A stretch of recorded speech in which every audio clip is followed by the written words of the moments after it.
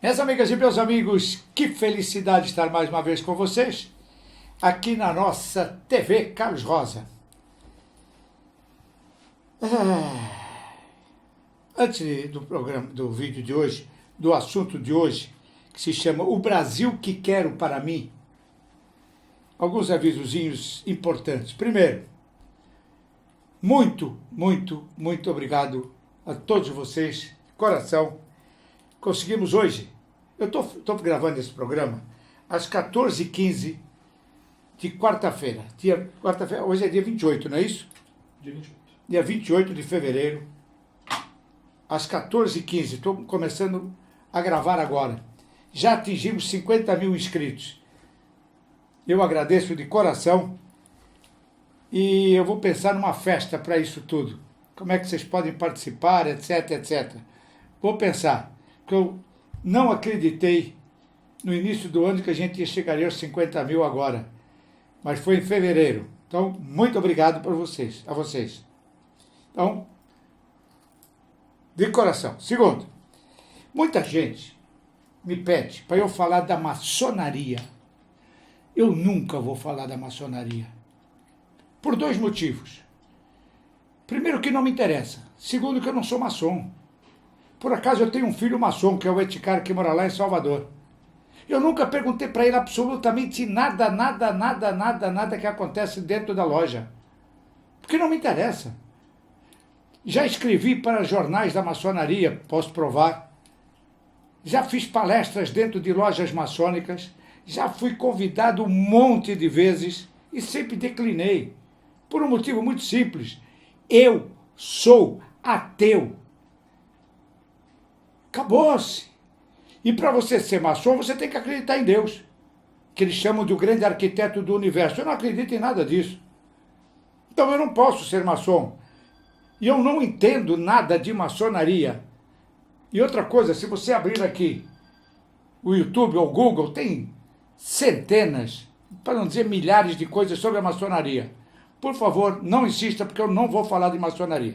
Segundo, falar sobre as pirâmides. É outra coisa que aqui está assim, ó, sobre pirâmides. Um dia eu vou falar uma coisa que vai chocar vocês sobre pirâmides, mas não é o momento ainda, correto? Então não insista, por favor. Terceiro, onde é que eu comprei esta águia? Tem um monte de gente querendo saber onde é que eu comprei esta águia. Esta águia foi comprada numa feira esotérica em 2001, em Belo Horizonte. Quando eu cheguei na feira, eu participei da feira, inclusive, e uma das barracas lá, o cara fazia imagens, e estava terminando de pintar a cabeça desta águia. E eu fiquei parado ali olhando, e ele olhou para mim, eu olhei para a águia, e disse para ele, quanto custa a águia? Ele foi grosso, inclusive, mas muito espirituoso. Ele virou para mim e disse, tem alguma plaquinha aqui escrito vende-se? Eu ri e disse, não, senhor, então, a águia não está à venda, disse ele, isso vai ser meu monstruário. Tem um monte de outras águias aí. Falei, porra, mas nenhuma é tão bonita quanto essa. Falei, eu sei, essa é a única, disse ele. E eu não vou fazer outra igual, porque ele fazia sem moldes, feito à mão, uma a uma. Um artesão extraordinário. Aí eu falei para ele, rapaz, mas eu vou comprar a sua águia. Ah, mas não vai não, vou comprar a sua águia e se você bobear, eu levo você preso. Aí ele deu uma parada, olhou para mim e falou, por quê? Porque eu vou arrumar um pretexto para prender você. Por quê? Porque eu sou do Exército, eu sou coronel do Exército Brasileiro. Mentira. Você é o quê? Sou coronel do Exército? É porra nenhuma. Estou falando para você, não fique duvidando.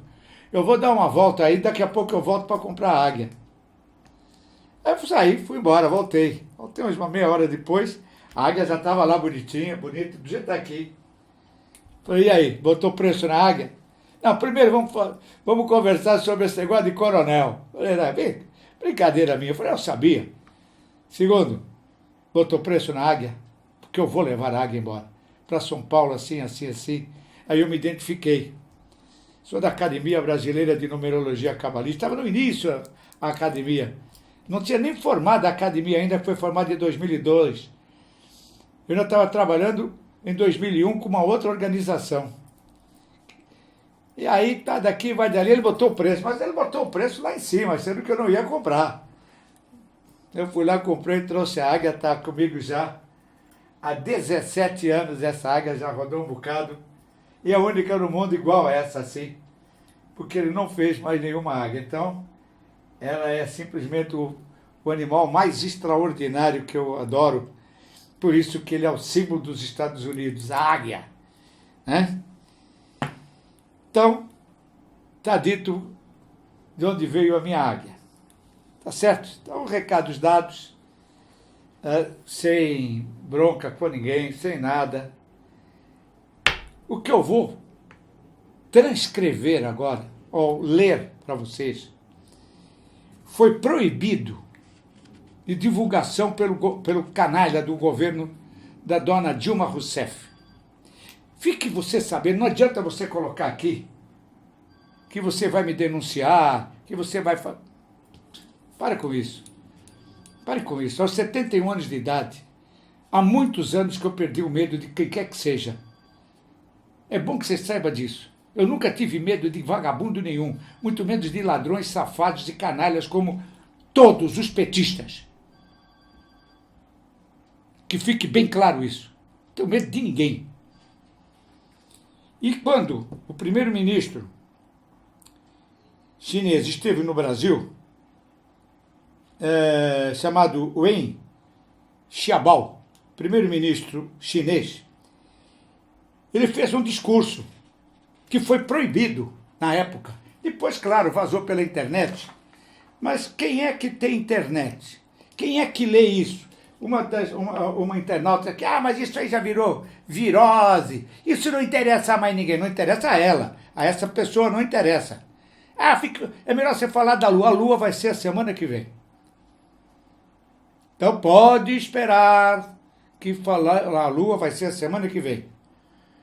Mas eu, depois que eu li tudo isso umas 4 ou 5 vezes, o discurso do primeiro-ministro chinês, eu disse, esse é o país que eu gostaria de viver. Olha, eu odeio comunistas. Eu sou democrata até a medula óssea. Sou democrata ao extremo. Odeio comunistas. Já li tudo sobre comunismo. Tudo. Sobre aquele canalha do Karl Marx, inclusive. Um dia que vocês quiserem, eu posso falar sobre o Karl Marx. Para vocês saberem o canalha que ele era. O lixo que aquele desgraçado era. E o lixo que ele criou, que é o comunismo. Mas o primeiro-ministro chinês, independente dele ser o mandatário máximo de um país comunista ou não, ele sabe dirigir. Só para vocês terem uma ideia, o Brasil tem hoje, aproximadamente, é o que dizem, entre 200 e 220 milhões de habitantes. Ok. Eu acho que tem mais, mas tudo bem. Vamos deixar por 220 milhões. Vocês sabem quantos milhões de habitantes tem a China? 1,5 bilhão, no mínimo, de pessoas. Talvez vocês não saibam que a China, em território habitável, é menor que o Brasil. O Brasil é o 5º país maior do mundo. Primeiro é a Rússia, segundo é o Canadá, terceiro, eu creio que seja a China, se eu não estiver equivocado, quarto os Estados Unidos ou vice-versa, e quinto é o Brasil. Então eu não me lembro se o terceiro é a China ou o terceiro é os Estados Unidos ou vice-versa, é um desses. E o quinto é o Brasil. Só que em terras aproveitáveis, o Brasil é o primeiro país do mundo. Tem mais terras aproveitáveis que o Canadá e tem mais terras aproveitáveis que a União, do que a Rússia, que mais da metade é gelo. Muito mais da metade é gelo. Não serve para nada. Muito bem. E o porquê nós somos um país tão miserável? Então eu vou ler. E se você já leu ou não estiver interessado, simples.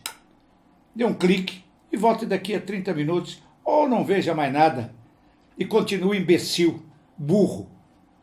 como a grande maioria do povo brasileiro. Porque as eleições estão aí. Aí, ó, estão chegando aí as eleições. Este ano. As eleições estão aí. E a partir de agora eu vou começar a fazer campanha política, hein, gente? E vocês não sabem quem é o Carlos Rosa. Ah, só mais um pequeno aviso. Não é como um cara disse aqui. Rapaz, você tá fudido, hein? Fudido o cacete. É que o programa da semana passada tinha que estar naquele estado. Porque eu vibro aquilo que eu falo. Eu não sou como a Rede Globo ou como qualquer outra que dá a notícia de 70 mortes rindo. Olha, hoje aconteceu um acidente lá na Hungria, 2 trens se chocaram e morreu 70 pessoas. Eu não tenho estômago para isso não, cara. Eu não tenho estômago para isso não. O programa da semana passada sobre analfabetismo brasileiro foi o programa mais sério que eu fiz na minha vida. E algumas pessoas entenderam, mas outras não. Nossa, você tá fudido. Não era aí, tô nada, pai, eu tô ótimo. Eu nunca me senti tão bem na minha vida. Acredite, hoje, 28 de fevereiro de 2018, 14 horas e 27 minutos, é o dia mais feliz da minha vida. Eu nunca me senti tão bem como hoje. Certo? São 10 os pontos que esse extraordinário dirigente, que eu adoraria tê-lo como presidente deste país, disse. Vamos para o primeiro ponto. Pena de morte para crimes hediondos comprovados. Fundamento. Um governo tem de deixar de lado a hipocrisia, porque o governo brasileiro é hipócrita. Quando toca neste assunto, um criminoso não pode ser tratado como celebridade. Criminosos reincidentes já tiveram sua chance de mudar e não mudaram. Portanto, não merecem tanto empenho do governo, nem a sociedade honesta e trabalhadora merece conviver com tamanha impunidade e medo. E citou algumas pessoas, inclusive. Você veja que o cara lá do outro lado do mundo, da China, ele conhece muita coisa aqui. Ele citou o maníaco do parque, o senhor Lindenberg, senador do PT, Susana Richthofen, que mandou matar os pais, Benamar, Elias Maluk, etc. E ele continuou dizendo, eliminando os bandidos mais perigosos, os demais terão mais receio em praticarem seus crimes. Isso refletirá imediatamente na segurança pública do país e na sociedade, principalmente na redução drástica dos gastos públicos em segurança. O que está acontecendo hoje no Rio de Janeiro, essa intervenção, isso já devia ter sido feito, no mínimo, há 20 anos atrás. No mínimo, há 20 anos atrás. Mas esperaram chegar ao estágio que está hoje aqui o Rio de Janeiro. Cidade maravilhosa, cheio de encantos mil. Cidade maravilhosa.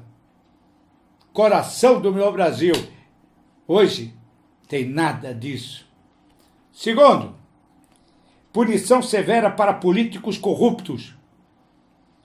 Fundamento. É estarrecedor saber que o Brasil é o segundo maior índice de corrupção do mundo, perdendo apenas para a Nigéria. Porém, comparando os dois países, o Brasil está em uma situação bem pior, já que não pune nenhum político corrupto como deveria. O Brasil é o único país do mundo que não tem absolutamente nenhum político preso por corrupção. Agora já temos. Tem o Cunha preso e tem o ex-governador do Rio de Janeiro preso. Tem esses dois canalhas, esses dois bandidos. Na época não tinha nenhum.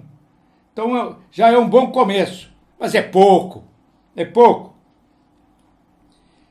Portanto, continua ele, está clara a razão dessa praga, ou seja, a corrupção.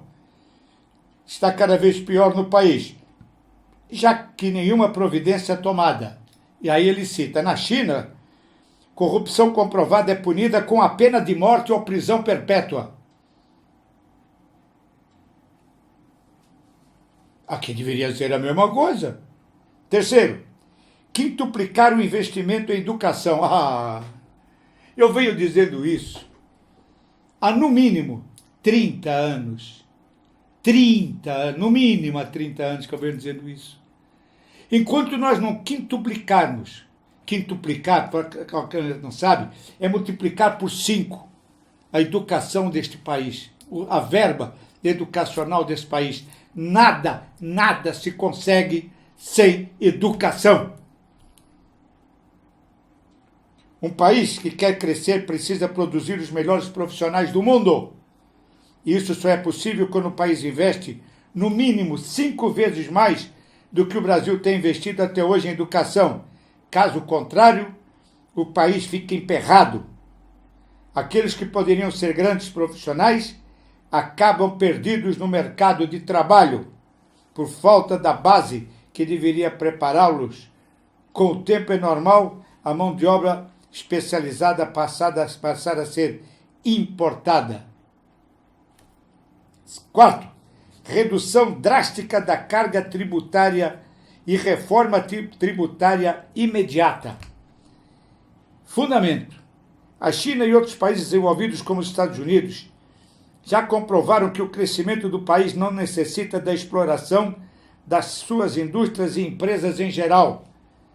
Bem pelo contrário, o Estado precisa ser aliado e não inimigo das empresas. Só para você ter uma ideia, cada funcionário que nós temos aqui na academia, que nós pagamos, só vou dar uma ideia, hein? Que nós pagamos R$2.000, eles nos custa de encargos mais 2.000. Para você abrir uma empresa é um sacrifício monstruoso. A carga tributária é gigantesca, o imposto de renda é gigantesco. Tudo é gigantesco. Um carro que no Brasil custa R$100.000, nos Estados Unidos custa $8.000, o mesmo carro. Uma Maserati que no Brasil custa R$700.000, nos Estados Unidos custa $50.000. Vocês querem o quê? A carga tributária é qualquer coisa monstruosa neste país. 5. Redução de pelo menos 80% dos salários dos políticos brasileiros. Vocês ouviram bem? Redução de no mínimo 80%. Agora, quem é que pode fazer essas leis? Eles. Eles quem? Os políticos, porra. Ou então algum militar que estiver me ouvindo. Eu vou lançar aqui agora uma lei. Talvez pegue, talvez não pegue, não sei. Se você quiser ser político, a partir de agora, eu vou ver se tem algum homem, como dizia o nosso ex-presidente, de culhão roxo, que queira fazer uma lei que proíba político de usar hospitais particulares e escolas particulares para os filhos.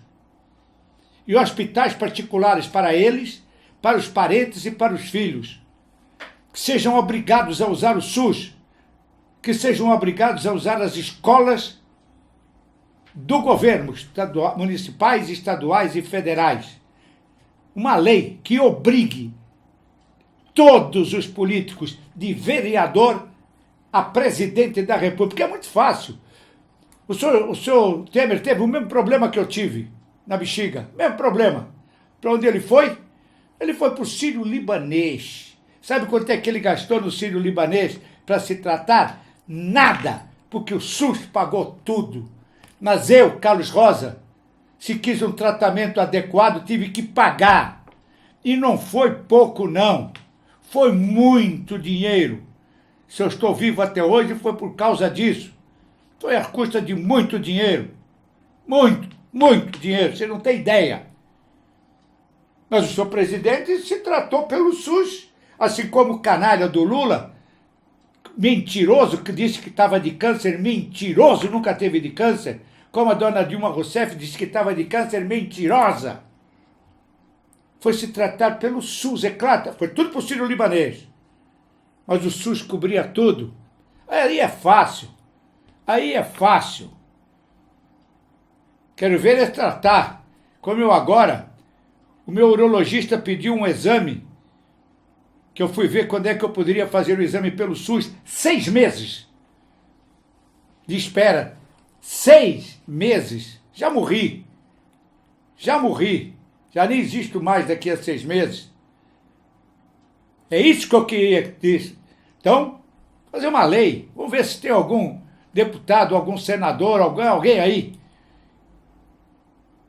que tem dignidade de criar uma lei obrigando todos os políticos, entrou na política, tem que usar escolas públicas e hospitais públicos em todos os níveis, até 4º grau. Quero ver se tem alguém aí. Fundamento: o Brasil tem os políticos mais caros do mundo. Isso ocorre pela cultura da malandragem instalada após a democracia desorganizada que tomou posse a partir dos anos 90 e pela falta de regras no quesito salário do político. Olha o que esse chinês disse. Político precisa entender que é um funcionário público, como qualquer outro, com a função de empregar seu trabalho e seus conhecimentos em prol do seu país, e não um rei. Como se vê atualmente, a Constituição precisa definir um teto salarial compatível com os demais funcionários públicos e, a partir daí, os aumentos seguirem o salário mínimo padrão do país. Na China, um deputado custa menos de 10% do que um deputado brasileiro.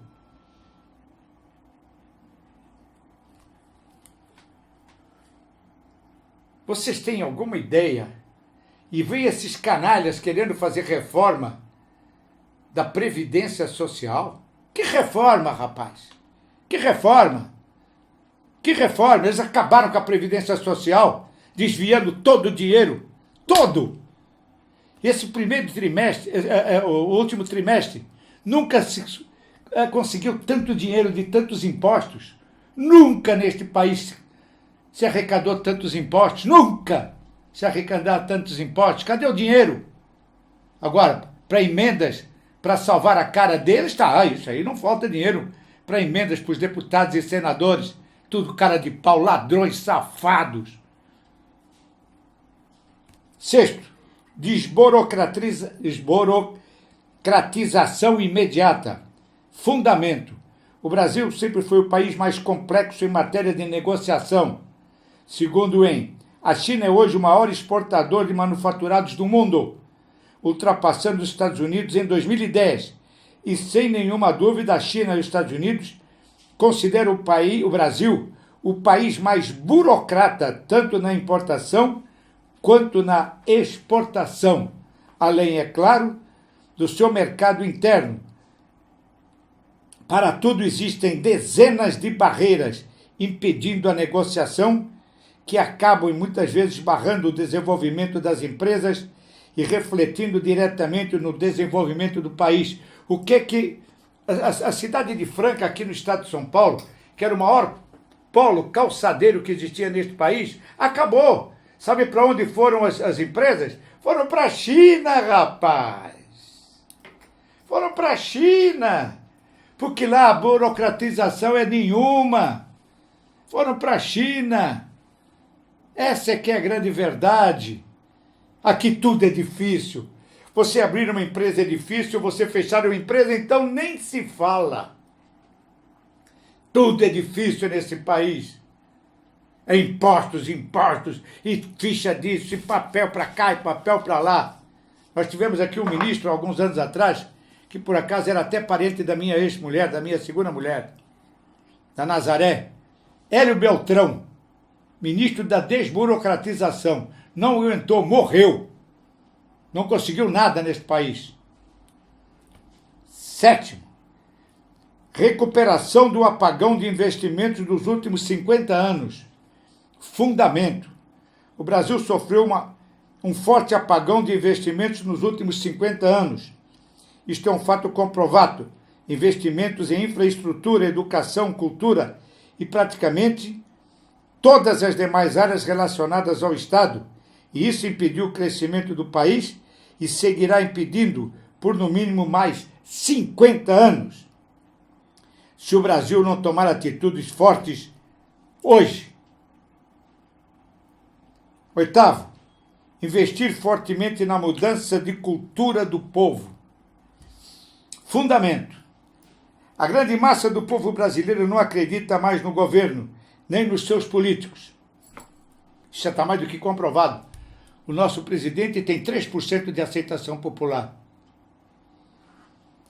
Não respeita as instituições, não acredita em suas leis, nem na sua própria cultura. Acostumou-se com a desordem governamental e passou a ver como normal as notícias trágicas sobre corrupção, violência, etc.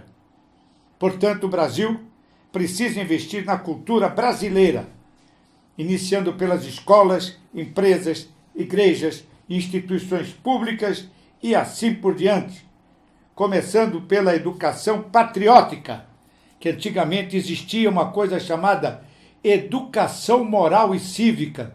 Você se lembra disso? Que você, antes de começar as aulas, em todas as escolas do Brasil, cantava-se o hino nacional brasileiro. Todos os alunos de pé, mãos sobre o coração. Lembra disso?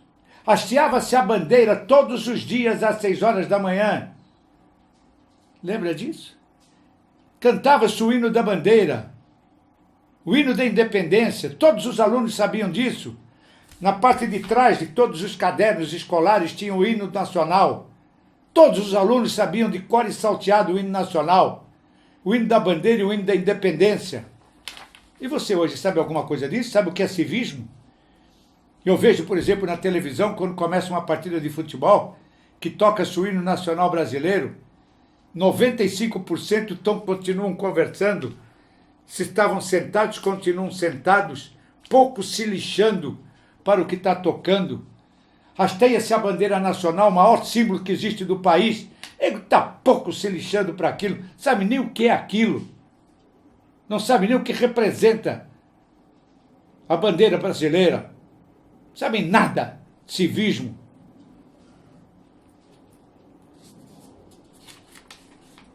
Nove, investir em ciência e tecnologia imediatamente. Fundamento. Proporcionalmente, o Brasil investe menos de 8% do que a China em ciências e tecnologia. Menos de 8%.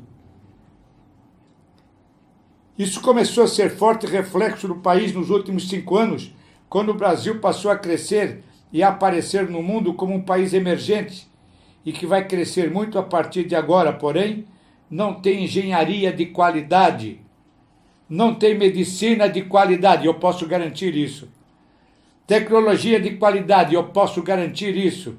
Não tem profissionais com formação de qualidade para concorrer com os países desenvolvidos, que encontram-se mais de 20 anos à frente do Brasil, e eu posso garantir isso também, porque quando eu quero um profissional de alto gabarito, você não sabe a dificuldade que eu encontro para conseguir profissionais competentes.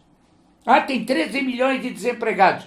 E quantos desses 13 milhões têm competência para fazer aquilo que deve ser feito com qualidade? E 10.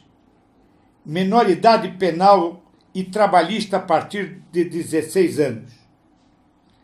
Antes de eu ler o que o primeiro-ministro chinês disse, eu tenho orgulho de ter na minha casa uma carteira profissional de menor.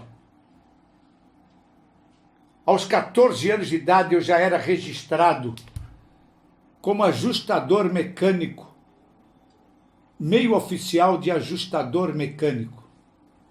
Se você não sabe, com 20 anos de idade eu era professor de mecânica do Senai, aqui na Roberto Simos, na sede da Roberto Simos em São Paulo. Eu fui o primeiro colocado no Brasil inteiro de um concurso que teve para professores, para instrutores de usinagem aqui do Senai, mecânica e usinagem do Senai. Eu, Carlos Rosa, primeiro colocado, aos 20 anos, entrei no Senai no dia 2 de fevereiro de 1966. Aos 14 anos eu já era registrado, mas eu comecei a trabalhar com 9 anos de idade. E nunca morri por causa disso.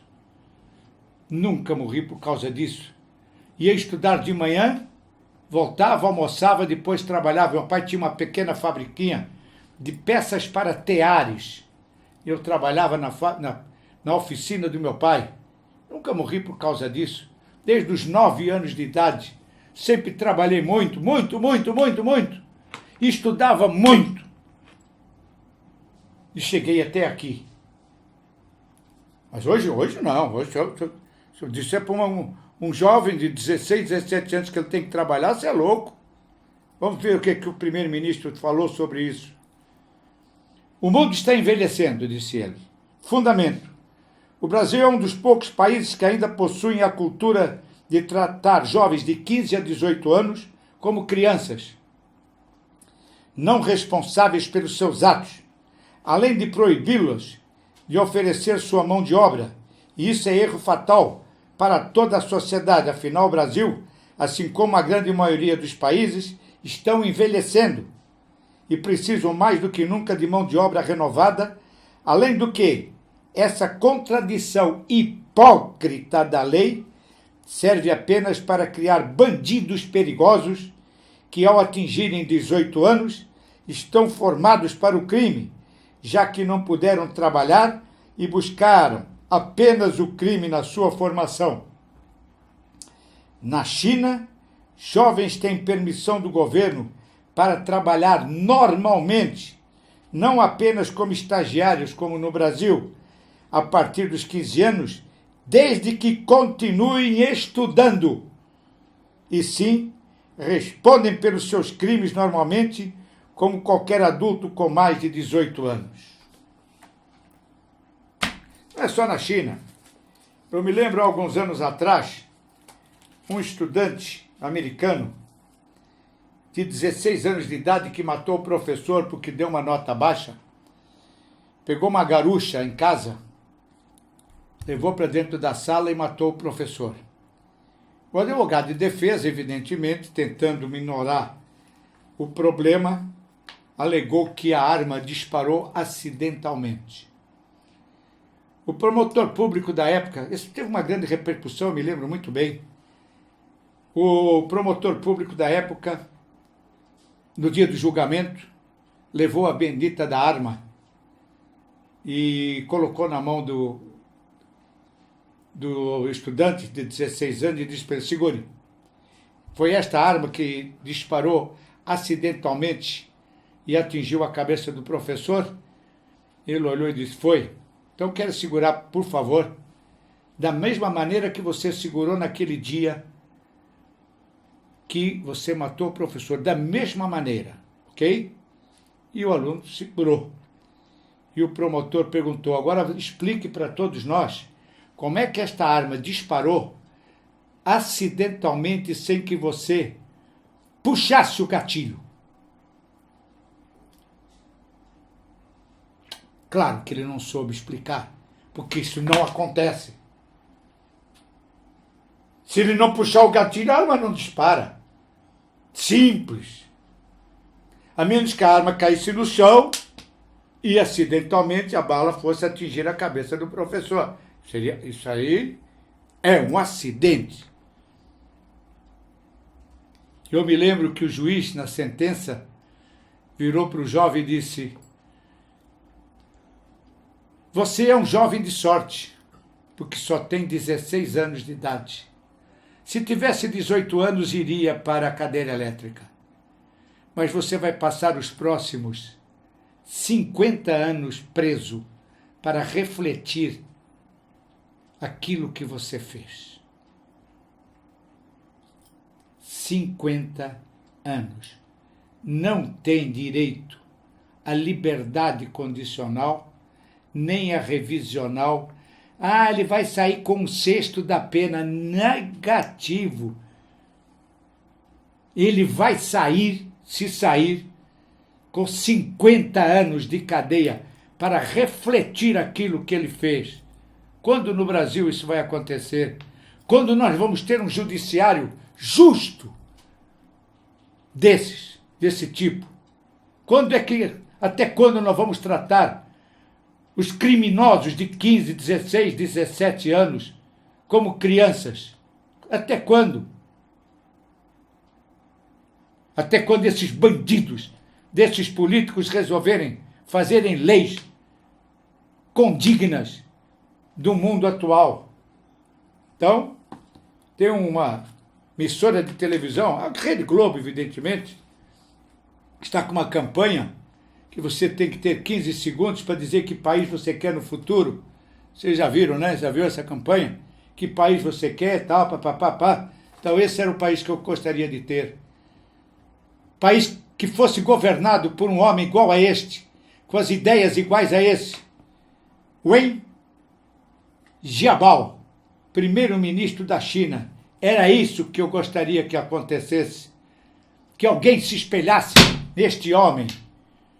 Não importa se ele é comunista, socialista, democrata, republicano, não importa nada. O que importa são as ideias extraordinárias, desenvolvimentistas de um homem, de um político íntegro, honesto, que trabalha para o povo. Essa é que é a grande verdade. Estamos aí à beira de uma eleição. Volto a repetir, vou fazer campanha velada para alguns candidatos. E vou cobrar deles. Vocês não têm ideia o que eu vou cobrar. Eu não cobrei desses que estão aí, porque eu não votei neles. Nem no seu presidente, porque eu não votei no PT, e o presidente foi votado pelo PT. Eu não voto em canalhas. Eu não voto em canalhas. Infelizmente foram os petistas que votaram nele, que agora querem, dizendo que ele tem um golpe. Golpe porra nenhuma. Ele faz parte do mesmo, da mesma camarilha, do mesmo grupelho do senhor Lula, igualzinho. Ele foi vice. Agora ele é o presidente. Qual é o problema? Aprendeu tudo com ele. E agora está aí. Então eu não votei nele, então eu não posso cobrar porque eu não votei nele.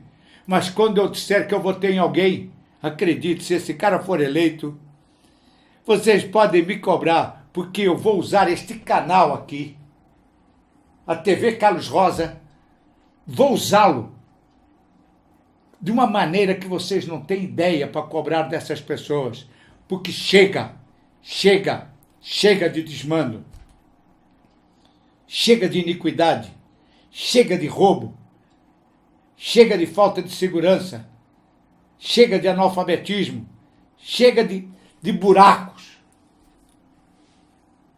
E pedindo ao meu Deus de Spinoza que ilumine todos os brasileiros na hora de votar este ano.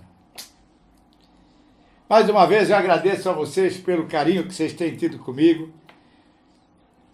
Inscreva-se no nosso canal, clique aí, inscreva-se, vai aparecer um sininho, clique no sininho e nós vamos estar aí. Não sei ainda, vamos estudar aqui qual vai ser a festa que nós vamos fazer. Vou dar um presente para alguém aí, para várias pessoas, sei lá o que é que vai acontecer, por termos atingido 50 mil inscritos, que não é muito fácil fazer isso não.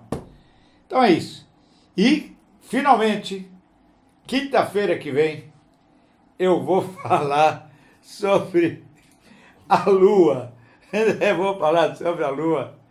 Há de acreditar que eu vou falar sobre a Lua. Quinta-feira que vem, vocês vão ter uma surpresa. Alguns até, talvez até já tenham visto ou lido alguma coisa que eu vou falar. Mas a grande maioria não sabe o que eu vou falar a semana que vem sobre a Lua, sobre as 4 fases da Lua. Mas isso tem livros, revistas que falam sobre as 4 fases da Lua. Isso é o que menos interessa. E sim, o que é a Lua em si. Quem colocou a Lua ali? O que é aquilo ali, rapaz? De que aquilo é feito? Para que aquilo existe? Vocês não têm ideia. Um beijo bem grande dentro do seu coração. Eu estou cada dia melhor. Vou até fazer uma oração que fazia algum tempo que eu não dava essa oração, que é uma oração, chama-se oração das intenções. Essa oração foi escrita por Dolores Cannon, antes de morrer, agora recentemente, 2009, parece que foi 2009. Ela diz assim: enquanto você vê a mudança acontecendo agora, tome como prática ver as possibilidades positivas até quando os outros proclamam o contrário. Mantenha sempre em sua mente a nova terra. A nova terra quer dizer o seu grande objetivo com que você tem sonhado. Seja sempre mais como a pessoa que você deseja ser do que você era ontem. Largue suas lamentações e seus julgamentos sobre você e mantenha somente suas intenções. Este é o seu poder. Tenha-o agora. Dolores Cannon. Cannon com 2 N's. Pode procurar, tem um monte de coisas no YouTube sobre essa mulher extraordinária. Um beijo bem grande dentro do seu coração. Até quinta.